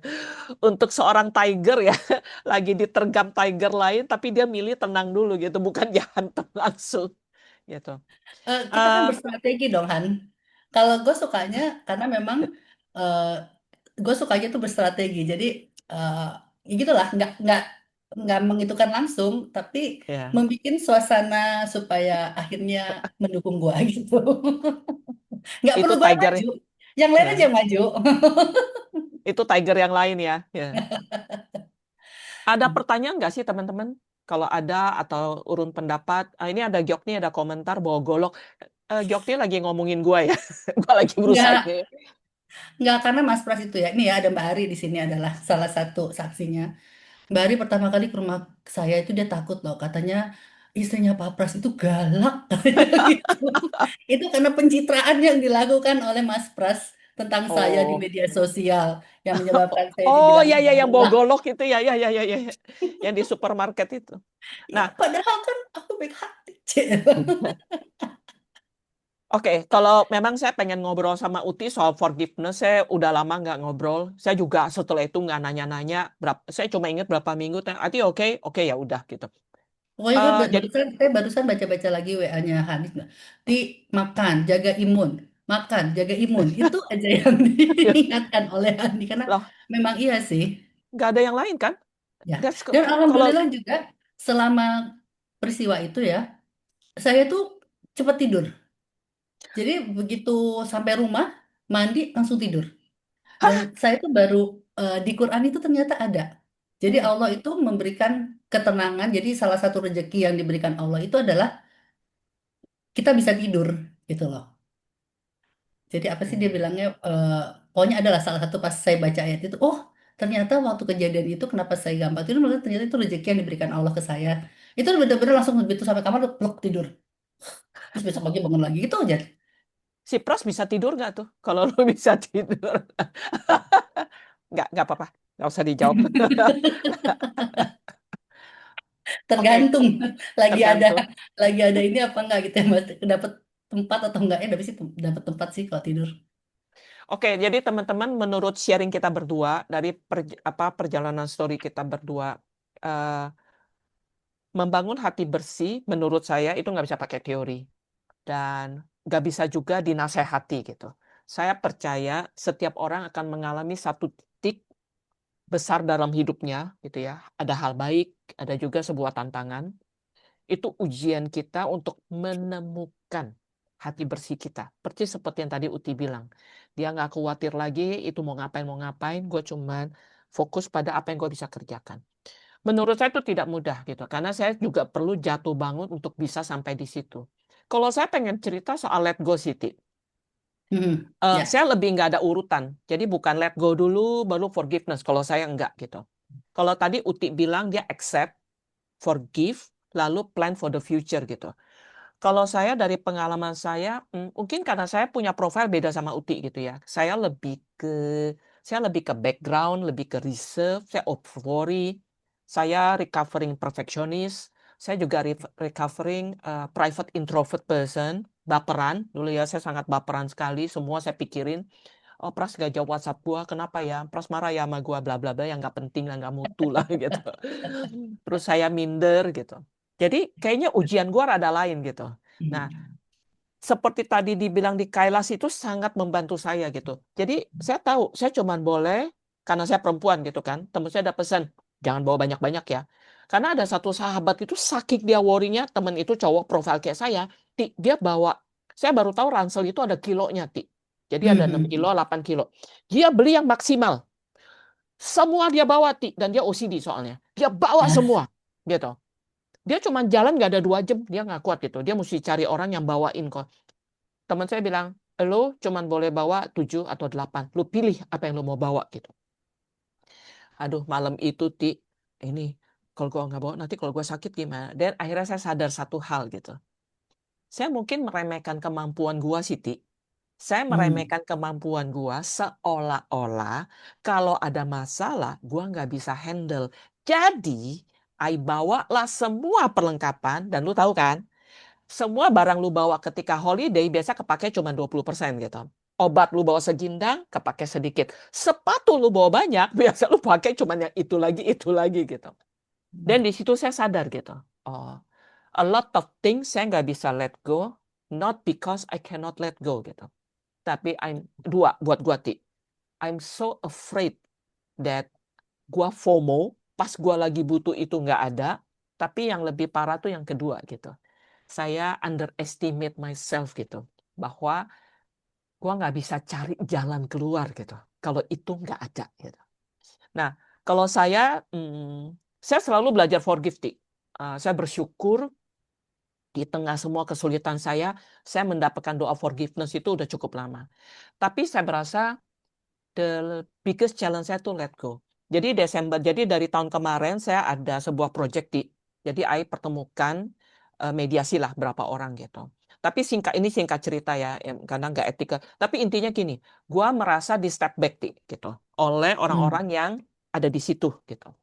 Jadi saya sempat saya memaafkan saya forgive, saya mendoakan, saya juga udah bilang udah gua nggak mau ikutan bla bla bla gitu. Tapi saya belum let go projectnya Dan di meditasi India itu yang gua tanya, kenapa lu nggak let go? Have a closure. Kebetulan saya orangnya closure gitu. Have a closure. Lu maunya apa gitu? Kalau lu nggak lepas kenapa? Kalau lu lepas kenapa gitu. Di situ saya realize sejujurnya gua takut kalau gua lepas proyeknya jalan, gue nggak kebagian apa-apa. Padahal itu gue yang rintis. Gitu. Terus terang ada perasaan itu gitu. Mana bisa, pros kan gue yang kenalin gitu sama Yudi misalnya gitu. Kenapa gitu? Saya juga flashback, saya cek beberapa orang terbatas, itu nggak ada hubungan sama lu gitu. Memang orangnya aja yang, ya gitulah, saya nggak mau ngomong kalimat yang bad. Tapi saya nggak pernah ngurusin yang lain. Saya juga bertanya ke saya. Jadi gue mau mulai 2026 dengan apa gitu. How should I? Dan bayangin ya teman-teman, pada momen sekarang menurut saya tidak mudah membuat semua asumsi keuangan gitu. Seperti Uti bilang, lu mau buat asumsi apa? Pertumbuhan ekonomi berapa? 4%, 5%. Gak ada basis. Saya rasa kementerian juga lagi mikir basisnya apa. Lalu kalau Powell sama Donald Trump jadi perang, itu juga cilaka. Yang satu minta turunin suku bunga, yang satu nggak mau. Terbalik ya gitulah gitu, nggak penting. Gitu ya. Terus nanti yang satu nyerang yang satu, satu negara yang nggak punya budget militer tiba-tiba naik militer. Jadi assumption is so complicated gitu. Dan teman-teman notice nggak di sosial media sekarang banyak cerita-cerita menyeramkan gitu. Menyeramkan di Eropa lah, di mana semua menyeramkan. Jadi saya belajar satu hal gitu. Ketika things sedang sangat-sangat challenging, things di luar itu sangat-sangat unpredictable, so uncertainty, saya hanya belajar satu hal. Lu hanya bisa bawa apa yang lu bawa. Lu nggak usah bawa kebanyakan. Kalau kita harus berjalan seperti ransel, gue hanya harus bawa dulu yang esensial buat saya gitu. Dalam hati gitu ya. Dan karena kita perlu preparing, kita punya ketahanan mental menghadapi begitu banyak masalah di luar gitu. Jadi saya akhirnya belajar, lu kenapa nggak let go? Apa yang gue takutin gitu. Jadi kalau buat saya, let go is a quite proses yang saya perlu lewatin gitu. Jadi saya bersyukur saya ke India sih terus terang, dan saya kelewat. Jadi cerita India nantilah ya. Tapi di momen itu akhirnya saya sadar I need to let go it gitu. Whatever happen. Tapi saya mendoakan mereka jalan baik itu. Saya memutuskan gua mundur because I believe satu, di tengah ketidakpastian seperti sekarang yang diransel hati saya adalah barang-barang esensial gitu. Gua nggak bisa bawa semua. Itu yang pertama. Kedua, saya belajar percaya. I will survive, I will thrive. Kalau gue sampai butuh sesuatu yang gue tidak bawa, I can find a way out itu. Dan somehow perasaan itu gimana ngomongnya ya? Jadi kayak multiplier, tau kan ya? Jadi makin tambah, makin gede, makin tambah, makin gede gitu. It gives me some clarity. Jadi gue juga bisa lihat. Dan seperti saya bilang, kita nggak selalu perlu dengan apa yang ada di dalam diri kita gitu. By the way, ada satu cerita, kalau itu gue belum bisa. Jadi ada satu IG, dia bilang begini, lu cek perempuan, ini sorry ngomong perempuannya, lu cek perempuan bawaan tasnya.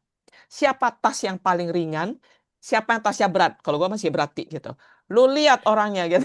Ngerti ya, maksud gue? Ada yang bawa kosmetik lengkap gitu kan. Ada yang bawa gitu. Semua lengkap. Sial, gue pikir bener juga ya. Saya terus terang ada bawa obat-obatan tertentu. Terus dia bilang, lu cek barang-barang lo. Berapa lu pakai? Bener sih, Ti. Gitu. Berapa obat yang Bener. ada di tas gue itu sebenarnya jarang kepake. Lagi perlu tinggal ke Indomaret lah pasti susahnya. Terus, nah, jadi I guess saya belajar menyiapkan diri saya mentally. Again, saya hanya bawa apa yang saya perlu bawa dan jalan saya lebih ringan, gitu ya. Karena jalan gue lebih ringan, kan tahu ya Ti, lu kalau bawa barang berat ya Ti ya, itu kan lu jangan pikir lu Susah. bisa lihat kiri kanan, lu aja sibuk bawa itu barang gitu. Di ransel Hmm. salah, ini di ransel salah gitu. Jadi Hmm. begitu bawaan kita lebih ringan, badan juga jadi lebih ada tenaga. Saya lebih punya momen gitu untuk ngelihat gitu. Jadi itu dua hal yang saya pikir hati bersih buat saya itu gitu. Dan begitu ya udah Tuhan, jadi saya ambil satu malam saya berdoa, oke gua let go. Gue betul-betul let go dan saya make a closure. Mereka tidak tahu cerita inilah ya. Saya juga tahu mereka nggak akan ada di WhatsApp group ini. Saya take a closure, semua orang agak diam gitu ya, nggak kaget. Tapi yang penting seperti Uti juga. Kalau saya gampang, Ti, gue ringan atau enggak sesudahnya gitu. Then I Hmm. know whether I make a decision. Kalau lu tanya gue, keputusan lu bener nggak? Gue kagak tahu tuh, Ti. Waktu yang akan menjawab sih. Tapi seperti di Kailas gitu. Apa yang saya bawa di tas, itu semua cukup kepake, Ti. Hmm. Tidak ada yang gua tidak butuh, tidak ada yang I butuhkan tuh tiba-tiba nggak ada gitu. Dan saya belajar juga ada teman-teman yang bisa bantuin satu dua hal barang kecil gitu. So sebenarnya kita nggak hidup sendiri sih. So that's my story of let go gitu. Kalau tadi Uti saya tanya panjang lebar soal forgiveness. Kalau yang saya ketiga adalah gini. Kalau saya bukan plan for the future. Saya lebih ke saya mau komit apa satu hal Ti, tahun ini misalnya gitu. Ini kan baru semangat balik meditasi nih Ti ya gitu. Jadi komitmen gua gitu. Gua mau bertekad melanjutkan tetap meditasi karena saya tahu kalau saya lewat meditasi saya bisa melatih konsentrasi dan saya bisa melatih mencari menemukan gitu, merasakan keheningan apa ya, hati itu gitu. Jadi saya bisa forgive tetap lebih baik dan I can let go. Gitu. Buat saya let go is a big things. Ya, soalnya kalau di Filipina kayaknya Hani kebalikan dari ada kebalikan dari saya deh. Kalau dia nggak pede dengan dirinya, saya kadang-kadang mikir bahwa saya tuh kadang-kadang kepedean gitu. Gue bisa kok ini, gue bisa kok ini gitu loh. Ya, Suka ya, gitu. Jadi ya, ya. kebalikan. Dan tadi yang Hani bilang commit to something, sebenarnya saya juga melakukan itu tapi pada saat umroh. Jadi umroh kemarin itu kita Hmm, selain umroh kita juga ada sesi coaching. Jadi ya kan ininya Mas Pras ya yang inisiasi umroh itu. Jadi hmm, pasti ada campuran dengan meta coach dan neurosemantiknya juga gitu. Jadi nah di salah satu uh, satu sesi coachingnya terakhir sesi coaching terakhir itu kita diminta untuk apa yang mau kita hmm, lakukan ke depannya yang membedakan antara kita sebelum dan sesudah umroh. hmm, Jadi hmm, ada sesi itu, jadi kita masing-masing itu juga udah adalah komitmen ke diri masing-masing apa yang akan kita lakukan. Dan yang menariknya adalah di eh, grup coaching saya, semua itu yang di komitmen itu tidak ada yang berkaitan dengan duniawi. Oh, Mungkin karena baru pulang umroh ya, jadinya semua itu adalah tentang hubungan kita dengan Allah. Jadi ada yang mau memperbanyak sholat sunnah, ada yang mau me- apa merajinkan atau baca Quran setiap hmm, hmm, merutinkan baca ya, Quran gitu. Jadi semuanya itu menariknya saya bilang saya cerita ke Mas Pras menariknya adalah di grup coaching itu komitmennya itu nggak ada yang duniawi loh. Saya akan bekerja lebih keras itu nggak ada. Semuanya itu adalah hubungan dengan Allah. Mungkin ya. itu karena baru pulang umroh ya. Jadi saya mau akan tanya lagi ke grup coaching saya apakah komitmen itu sudah dilaksanakan. Kalau misalnya belum apa yang menghalanginya gitu. Jadi Ya. mau ini setelah hampir 1,5 bulan kita pulang umroh kayaknya perlu untuk ditanyakan kembali. Dan Ti, lu berasa nggak ya? Setiap orang kan punya personality profiling yang berbeda. Sorry, saya minta izin pakai konsep personality profiling gitu. Hmm. Kalau Uti kan diuji lebih karena dominansinya gitu. Itu. Kalau saya agak beda karena saya kan overthinking gitu. Jadi Mhm. itu ransel gue perhatiin apa yang mesti gue bawa dan gue ketakutan sendiri gitu. Jadi to me let go. Kalau Uti kayaknya cerita forgiveness cukup strong. Mungkin ada Mhm. cerita yang lain gitu, yang mungkin orang plekma atau orang sanguin akan cerita berbeda. Jadi tapi Hmm. satu kesamaan Ti menurut gua sih. Sometimes kalau semua sudah lewat gitu ya, udah lewat gitu. Kita udah bisa ketawa sedikit gitu. Saya percaya hati bersih itu kita belajar memiliki hati bersih mungkin setelah kejadian-kejadian berat dalam hidup kita gitu. Betul. Betul ya gitu. Tapi ada satu kejadian yang akhirnya saya dikasih lewat lagi gitu ya Ti ya, kasih lewat lagi. Akhirnya saya kaul gitu, saya berjanji gitu. Saya tidak akan baca doa panjang hanya ketika saya ada masalah gitu. Maksud gua kayaknya ngerti maksud gua kalau di agama saya kan juga ada doa panjang gitu ya. Jadi kalau ada masalah gue baca doa udah lewat. Terus selesai bertahun kemudian ada masalah lagi gue doa, doa panjang. Kayaknya kesannya gue doa itu hanya ketika gue ada masalah gitu. Ya. Jadi saya cuman salah satu tekad saya adalah saya mungkin nggak bisa bikin hati saya bersih setiap hari gitu. Oh Tapi ya, I kan guess pasti. Oke, ya, Mbak. tapi Di saya Al-Quran belajar ada kok, akan itu juga ada. ada ya. Ya Allah ada gitu. membolak-balikan hati kita. Jadi kadang iya, kadang Ya. enggak, kadang iya, kadang enggak. Gitu. Itu Jadi manusia. komitmen saya adalah saya tetap mau komit meditasi dan saya mau belajar let go. Saya mau belajar let go dan saya belajar tetap saya forgive orang gitu. Saya berharap hati saya cukup bersih gitu setiap hari. Sebersih yang saya pikir lah dengan segala keterbatasan kita jadi manusia gitu. Itu sih. Oke. Ya. Jadi jangan sampai kita baru beberes sesudah kejadian gitu maksudnya. Ya, mungkin buat teman-teman yang lain juga. Eh oh, thank you. Ini sorry ya, Oke. Pak atau Ibu Yumi ya? Maaf saya tanya sorry. Ibu, Ibu. Ibu Yumi, kalau boleh minta teman-teman, kalau bersedia aja, apa isi tas Anda? Gitu. Gitu. Kita lihat siapa tasnya yang paling banyak bawaan, tapi bawaannya tuh sebenarnya kadang butuh, kadang enggak, gitu. Tapi semua kita bawa gitu. Terus ada satu pertanyaan tadi Han di itu chat juga. Setelah Mbak Yuni kali. Dari Resti ya, Bu Ya, Resti. ya. Gimana caranya tahu hal-hal esensial yang emang perlu ada dalam ransel dan cuma segitu aja bawanya. Ini kayaknya ke Hani nih. Ya. Oh, tak ada sambungannya. Di saat ruang ransel kayaknya masih bisa tuh nambah barang gitu. Boleh nggak nambah?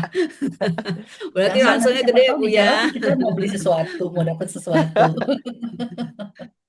Kalau kita Oke. perempuan kan bawa tas tangan ya, cowok kadang bawa ransel gitu. Percaya nggak teman-teman? Tas 7 kilo, lu bisa isi sejuta barang kalau packingnya benar. Teman-teman saya soalnya, lu packingnya benar nggak? Gitu. Tapi pertanyaannya adalah bukan ruangnya diisi apa gitu. Lu boleh isi apa aja, tapi kalau lu nggak bisa bawanya berat, itu nggak ada gunanya gitu. Kalau kita hanya bisa jalan 1 kilometer, sementara kita harus jalan 13 kilometer gitu. Jadi kalau menurut saya ya, Ibu Resti ya harusnya gitu. Ya. Dan Something juga yang membuat kita, biasa gini, dibalik dulu aja kalau saya gitu. Begitu nanti malam buka tas kita gitu ya, kita lihat. Kenapa lu bawa tas itu gitu? Biasanya ada beberapa hal. Satu, fear. Kita takut. Fear. Nanti kalau gua mules gimana? Nanti kalau gua sakit kepala gimana? Gua lagi meeting, fear biasanya gitu ya. Atau kalau kita perempuan, saya nggak termasuk yang itu ya, saya ngomong dulu. Make up-nya banyak sekali, pintas make. Nanti kalau gua make up luntur gimana gitu. Itu biasa gitu. Ya. Jadi, let's check kenapa itu barang itu satisfy apa dari kita gitu buat kita. Apakah pride kita, ego kita, atau rasa takut kita, anxiety kita. Jadi once kita tahu, itu yang pertama. Kedua adalah menurut saya kalau itu nggak ada, apa masalahnya buat kita? Nah, biasa muncul tuh. Nah, kalau lu away atau toward, kalau teman-teman belum ketahuan neurosemantik, kalau toward tuh motivasi tujuan, kalau away itu motivasi menghindari. Biasa muncul. Jadi sebenarnya saya pernah ngadain sesi ini loh, Ti. Suruh bongkar tas. Gua tahu sendiri, gua tuh pasti kalah juga karena tas gue juga berat nih. Maksud gua, tas gue juga berat. Tapi begitu kita ngomong soal membongkar tas, wah ceritanya panjang itu.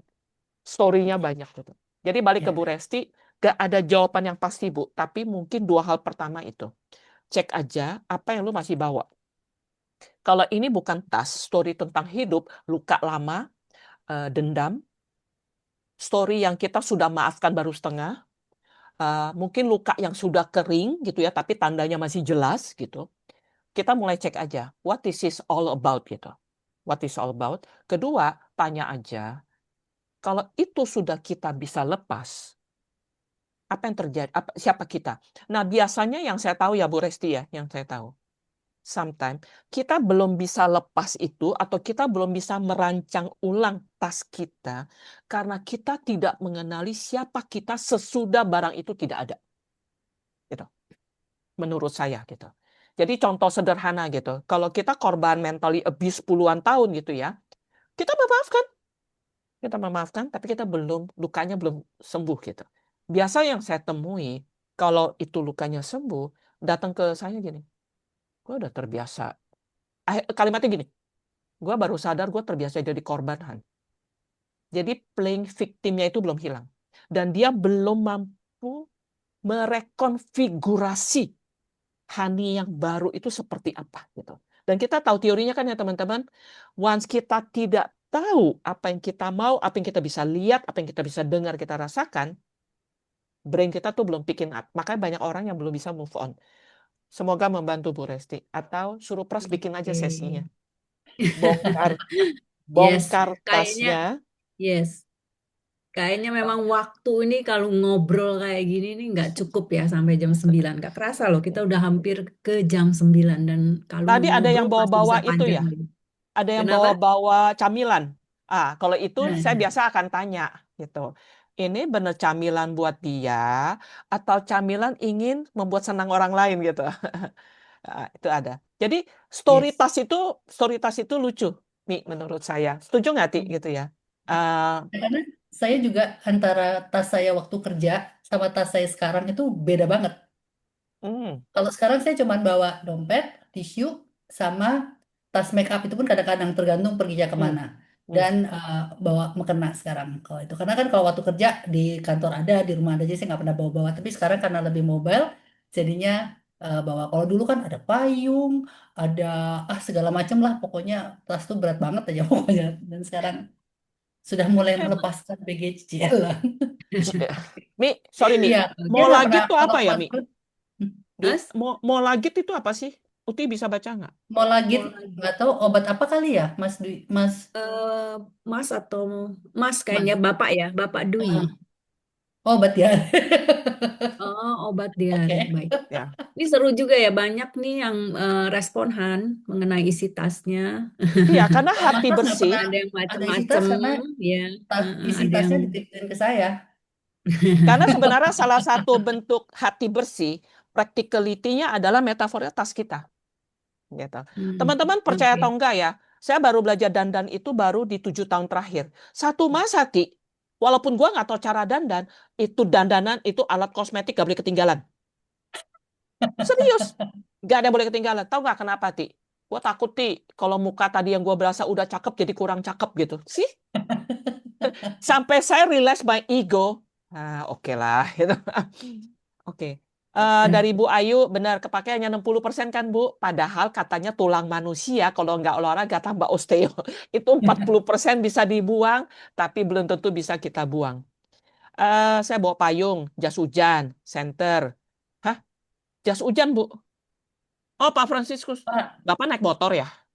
Kalau bawa mobil kan nggak usah dibawa-bawa, Pak. Oh enggak, kalau pulang-pulang naik travel tuh sering kehujanan, jadi Oh, eh, baunya benar-benar. banget.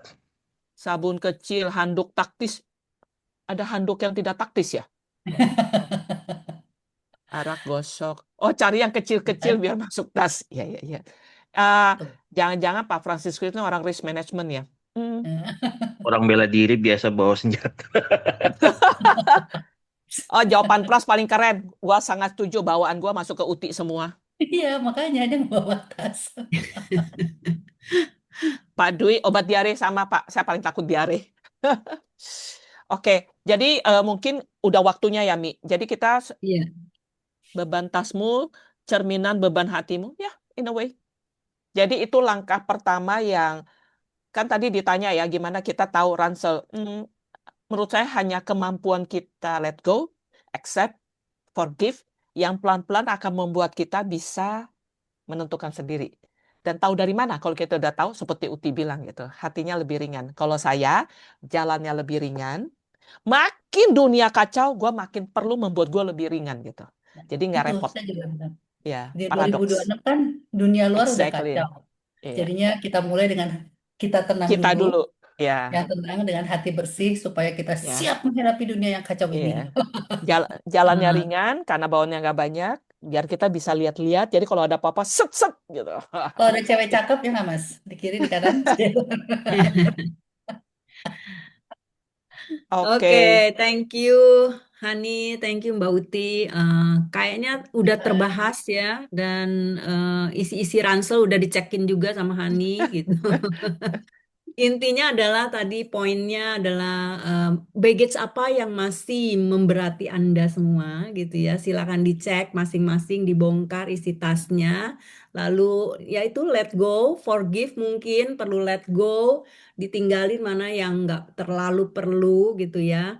Dan sebenarnya ini adalah sebagai metafora gitu bahwa melapangkan hati gitu ya supaya hatinya bersih, jernih, menjadi lebih tenang, lebih settled, sehingga apapun badai yang terjadi di luar sana tidak akan masuk ke dalam diri kita, sehingga kita bisa lebih berdaya gitu mungkin ya. Kalau kita sering pakai kata kita lebih berdaya, kita lebih mampu untuk menghadapi dan solve any problems yang datang kepada kita.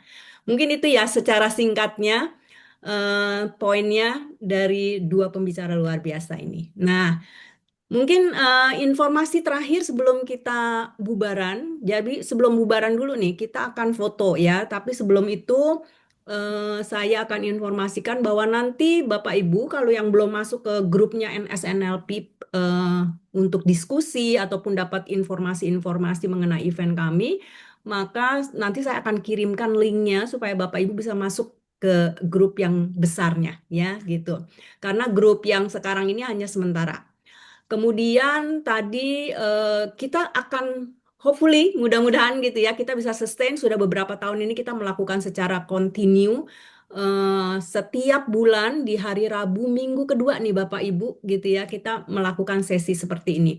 Jadi untuk sharing aplikasi dari Neurosemantics maupun meta coaching teknik gitu ya di dalam kehidupan sehari-hari, di dalam segala aspek gitu ya, bisa relationship, bisa bisnis, bisa karir, everything gitu ya. So mudah-mudahan ini akan memberi manfaat untuk Bapak Ibu dan teman-teman semua gitu ya, untuk juga bisa diaplikasikan. Dan tentunya kami juga kalau nanti di dalam grup biasanya suka ada informasi-informasi kalau memang tertarik gitu ya untuk belajar lebih lanjut mengenai neurosemantics maupun meta coaching, kami juga ada informasi-informasinya di dalam grup besar. Oke, nah terakhir sebelum kita bubaran, boleh buka kamera semuanya yang bisa, supaya saya bisa ambil fotonya. Enggak cuma nama-nama doang nih.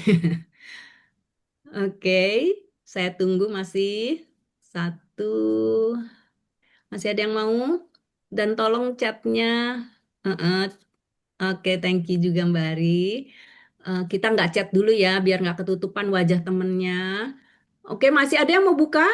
Yuk, yuk, buka. Satu, dua, tiga. Udah ya. Chatnya boleh stop dulu ya. Thank Oke, you baik. Hertanto, thank you Putri. Oke, baik. Yuk, kita mulai. Satu, dua. Senyum terbaik. Oke. Satu, dua, tiga. Oh, ada yang baru. Thank you Mbak Ari. Oke. Oke, kalau begitu Thank you selesai Pras. sudah. Thank you Pras, thank you. Semua, untuk Hani, terima untuk Mbak kasih. Uti, Terima Bu kasih. Mas, Oh, dan ada Terima teman-teman kasih Jokni. semua yang sudah semua. hadir. Sampai ketemu lagi Thank di you, bulan Pak depan. Kit ya. Bye-bye. Oke, bye-bye. Terima Bye. kasih. Bye.